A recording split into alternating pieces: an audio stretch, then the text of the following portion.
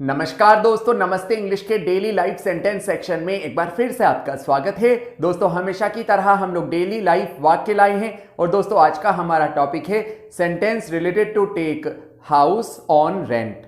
दोस्तों इसके अलावा एक और बहुत इंपॉर्टेंट अनाउंसमेंट है। अपनी अंग्रेजी को और मजबूत करने के लिए आज ही प्ले स्टोर से नमस्ते इंग्लिश ऐप डाउनलोड कीजिए और नमस्ते इंग्लिश ऐप के अनलिमिटेड अकाउंट को भी ज्वाइन कर लीजिए। दोस्तों नमस्ते इंग्लिश ऐप पर आप अंग्रेजी की बोल बोल कर प्रैक्टिस कर सकते हैं और बिना किसी की सहायता से फर्राटेदार अंग्रेजी बोलना सीख सकते हैं।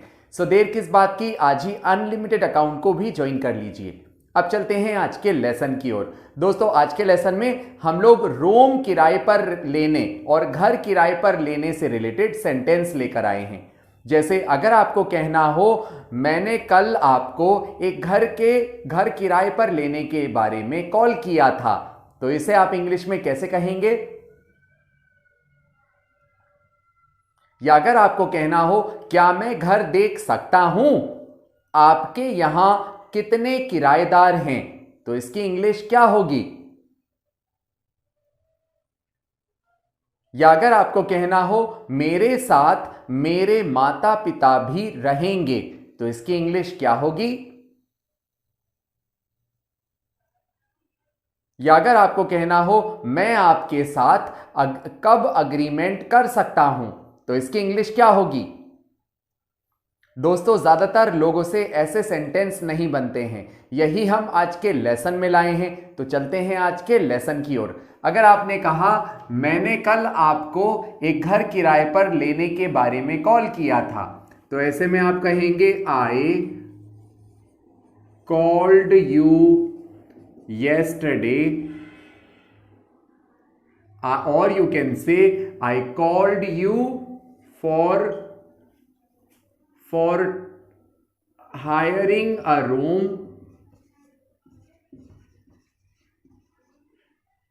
yesterday. कल मैंने आपको घर किराए पर लेने के बारे में कॉल किया था, तो ऐसे में आप कहेंगे आई यानी मैं, कॉल्ड यानी फोन किया था। तो आपने कहा मैंने फोन किया था, आई कॉल्ड। मैंने आपको फोन किया था, तो इसकी इंग्लिश होगी आई कॉल्ड यू।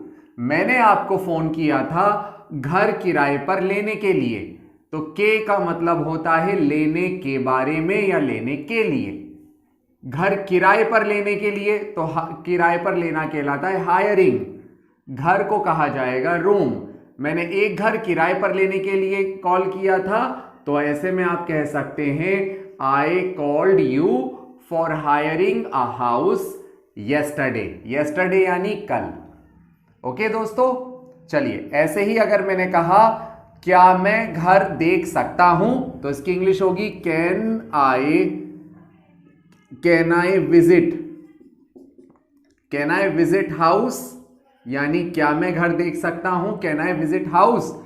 सो दोस्तों यहां कैन का मीन्स होता है क्या आई का मीन्स होता है मैं, विजिट यानी देख सकता हूं। सो कैन आई विजिट, क्या मैं देख सकता हूं, हाउस क्या मैं घर देख सकता हूं।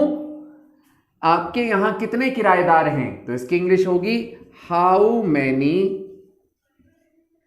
Paying guest. दोस्तों किराएदार को हम कहेंगे paying guest. Do you have,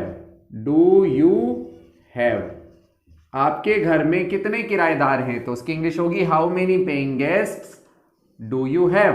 दोस्तों हाउ मेनी का मतलब होता है कितने, किराएदार को हम कहेंगे paying guest. How many paying guest यानी कितने किराएदार आपके यहां हैं, तो उसकी इंग्लिश होगी डू यू हैव। ओके, मेरे साथ मेरे माता पिता भी रहेंगे, तो ऐसे में आप कहेंगे माय पेरेंट्स, मेरे माता पिता, my parents will also live with me. मेरे साथ मेरे माता पिता भी रहेंगे, तो ऐसे में आप कहेंगे my parents will also live with me. दोस्तों यहां माय पेरेंट्स यानी मेरे माता पिता रहेंगे, तो फ्यूचर टेंस है, तो उसकी इंग्लिश होगी विल लिव। वो भी रहेंगे, तो भी की इंग्लिश होती है also. My parents will also live with me यानी मेरे साथ। ओके ऐसे ही दोस्तों मैं आपके साथ कब एग्रीमेंट कर सकता हूं, तो ऐसे में आप कहेंगे when can I do agreement. मैं आपके साथ एग्रीमेंट कब कर सकता हूं, तो उसकी इंग्लिश होगी when can I do agreement with you यानी आपके साथ। व्हेन का मीन्स होता है कब, कैन का मतलब है सकता हूं, आई यानी मैं, करना करने को हम कहेंगे डू। मैं कब कर सकता हूं, when can I do agreement, मैं अग्रीमेंट कब कर सकता हूं, आपके साथ, तो आपके साथ की इंग्लिश होगी विद यू। ओके सो दोस्तों इस तरह से ये सेंटेंस बनते हैं। I hope you learned it, I hope you enjoyed this lesson. If you really like this lesson then please like and subscribe Namaste English. I will see you next session. Till then, take care.